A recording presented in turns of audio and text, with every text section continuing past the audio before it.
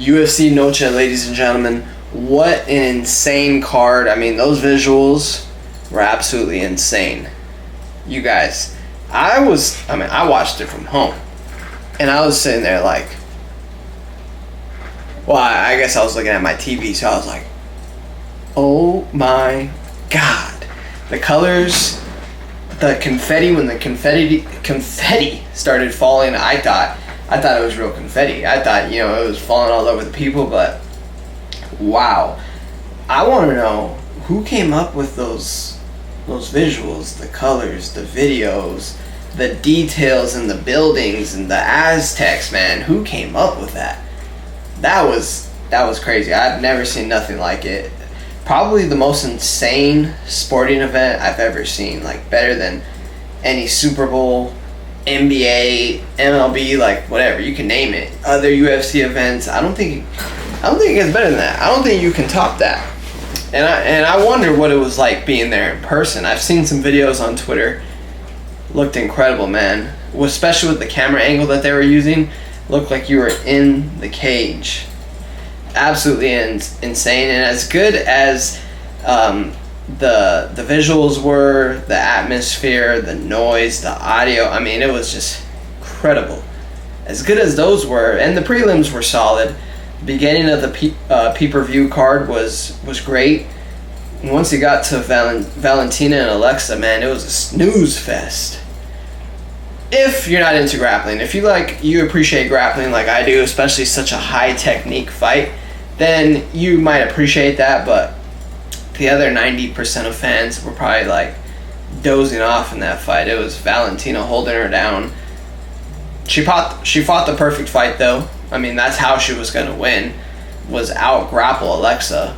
So, anyways, let's get into some of these fights, man. It was insane. We'll start with Merab, the main event. Wow. I did not expect Merab to just ragdoll Sugar Sean. Sugar Sean's grappling is not even bad. Like, I've seen him I've seen him in some jiu-jitsu tournaments. He was getting up with Aljo, like, having no trouble with Aljo's wrestling. And, man, Merab just... See, I think a lot of people talk about Merab's cardio, which rightfully so. It's the best cardio I think I've ever seen in my life, but what might even be up there with his cardio is just his timing. He knows exactly when to shoot, exactly when to get out of there. Like, his timing is just impeccable. He throws that little right hook, snatch the single leg, straight butter, man. And he does that so easily. Like, so easily. He just ragdolls people. And Sugar Sean looked better than some of the other fighters that Merab is going up against. It was probably just because Merab wasn't shooting as much, though. He knows, Sugar Sean's a sniper. Can't shoot 1,000 times in a fight. We'll shoot 100. But I don't know what's next for Sugar Sean. Let's be real. Like, I don't know if he could beat Merab. He might get lucky. He might have gotten lucky against Aljamain. Well, I don't know. That's a hot take, but if Aljamain didn't dive in like he did, and he didn't get clipped, and maybe even if the ref didn't stop it a little early, would he have won that fight? I don't know. He ran through Chito Vera, of course, but Chito Vera's not a grappler. He's gonna struggle against these really top level grapplers. I don't think he would beat Umar, and if he did fight Merab again, it might be the same thing. It's just like, even if he works on his grappling, you're not going to get to these top levels of grappling like these other guys. So, I don't know. It's tough. I'm curious to see what he's going to do after this fight. Is maybe go up to 145, maybe fight a guy like Sandhagen, but will he ever get that belt again? It's a good question. I really don't know. And as far as Merab, he's got Umar next. Cousin Umar, I think, is the one guy that can beat him. The only guy that can beat him. Because Umar, unlike anybody else in the division, can actually get taken down, of course, by Merab, but actually find his way back up. He's a better striker than him. The only way I can see is if Merab doesn't get knocked out. I mean, Umar has a crazy high kick, but if he doesn't get clipped by that high kick, if Merab could just put that pace on him and tire him out. That's the one way I could see Merab beating Cousin Umar, but I don't know. That'd be a very interesting fight. I think I would have to put my money on Umar right now, but Merab could definitely do it though. I could see Merab beating him. Can I see Sugar Sean beating Umar? No, I just don't see that. But yeah, what an insane fight. I did not expect it at all though. I did not expect Merab to just put that pace on him for 5 rounds. I thought he would get dropped once. I definitely could have saw Merab winning, but I thought he would eat some shots. Like, if you're just gonna constantly dive on Sugar Sean, the sniper, I would guess that you would get dropped a couple of times, and he didn't take no damage, man. It was just running through. I mean, at the end he did. Took that little body kick, but I don't know. Very interesting. Very interesting what's going to happen in the bantamweight division. Umar versus Merab. When will that happen? I don't know, but it'll be interesting. Now we have Grasso versus Valentina. Man, I'm not going to lie. I like Alexa Grasso, but she is mid, bro. Like, her grappling sucks. Her takedown defense is awful, man. Like, she doesn't sprawl, she just lets herself get taken down, and then she just spams these trash submissions. Like, bro, Joe Rogan was overhyping the submissions, man. She's over here throwing guillotines from the guard. Like, that's not doing nothing. I guarantee you Valentina's just chilling there waiting for her to let go. She had, what did she have? She threw the one guillotine where she went into mount. That was a legit one. And then she had an arm bar that, you know, it was there. But besides those two, she wasn't doing nothing with the jiu-jitsu. Her sprawl was horrible. Her grappling is just ass. And overall, Valentina's just a better fighter. She's also way stronger than Alexa. So this is another case. Like, what is Alexa going to do now? Can she beat Valentina? I don't think so. I don't think she's going to come back and beat Valentina. Hot take. I believe that Alexa Grasso, when she won that first match, when Valentina threw that little kick and Alexa climbed her back, I don't think it was as much of Alexa planning that. I just think she was already moving to her right when Valentina threw the kick, and it just happened to be there. It was just like lucky timing, and I think that she got lucky in that first win, honestly.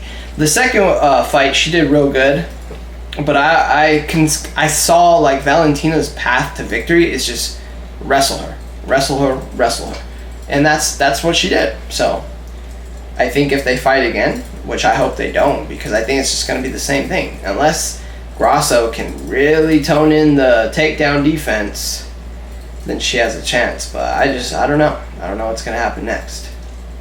I really do not. But yeah, Valentina just put that beating on her, ragdolled her.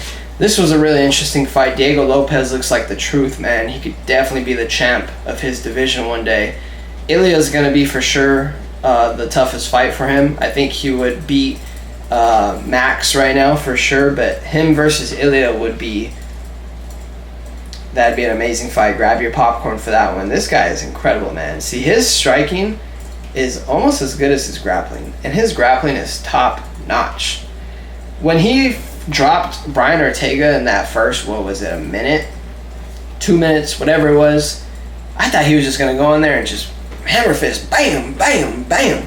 But he was trying to grapple with him. I think he was trying to make a point that, hey, Brian Ortega's the grappler, well, I am too. And I think he wanted that submission, but man, he was kind of doing whatever he wanted with Ortega. And yeah, this guy's the truth, man. And Brian Ortega, shout out to him, but his time is up. He's not washed now. Like, he's still good, but he'll never be the champion, that's for sure. What do we got next?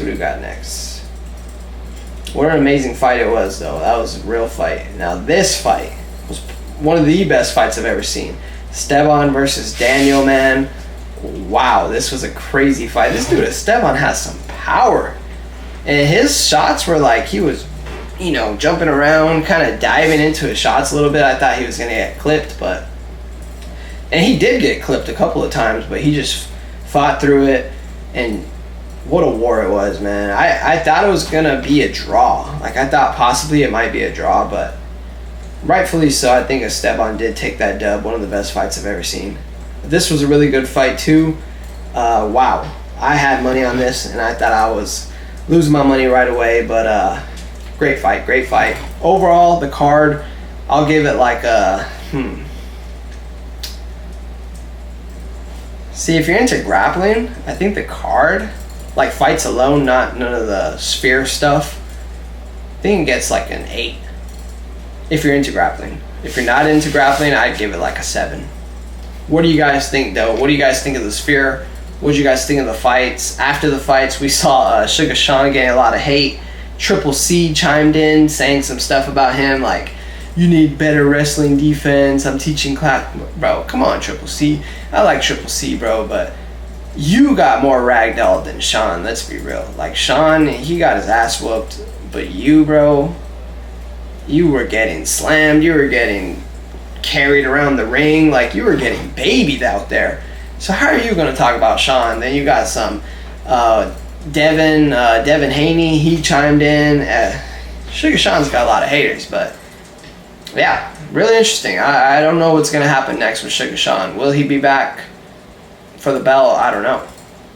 Does he have to go to 145? We know he's not going to 155. He already made that clear. So it's either 145 or try to make his way back up to the top. Which is, it's interesting because Sugar Sean, I've heard him say in interviews that he wanted to rule the bantamweight division for a long time. When you're on top, it's nice, but then you got these other killers popping up. Cousin Umar, Marab, like, I don't know, it's interesting. Grasso, what's going to happen with her? Valentina's old, so she's only got maybe 1 to 2 years of ruling that division, and then, I don't know, maybe Grasso takes back over, or some other killer will come in and reign. We'll see. Comment down below, what do you guys think? What's the future of these divisions? And what'd you think of the Sphere? Peace!